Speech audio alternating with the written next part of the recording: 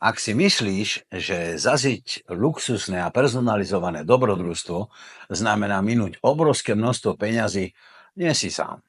Mnohí ľudia si to myslia, najmä keď medzi cestovnou kanceláriou a konečnou službou existuje 5 sprostredkovateľov a všetci si chcú ukrojiť svoj podiel.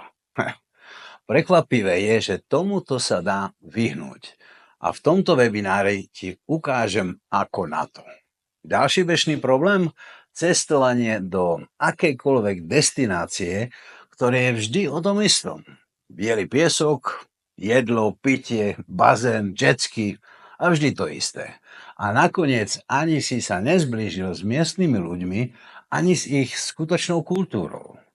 Ostaneš s peknými fotkami, hej, ale bez spomienok, ktoré by ťa naozaj zmenili.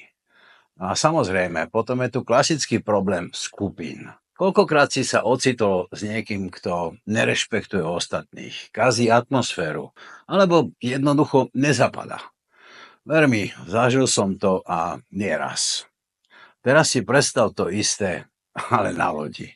Katastrofa.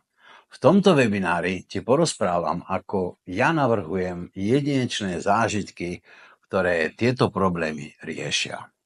Ako vyberám skupiny, aby sa každý cítil pohodlne a užil si to na maximum. Ako vediem svojich klientov k objavovaniu autentických destinácií a k skutočnému spojeniu s miestnou kultúrou a ako sa starám o každý detail pri plánovaní, aby si ty zažil nezabudnutelný a transformačný zážitok.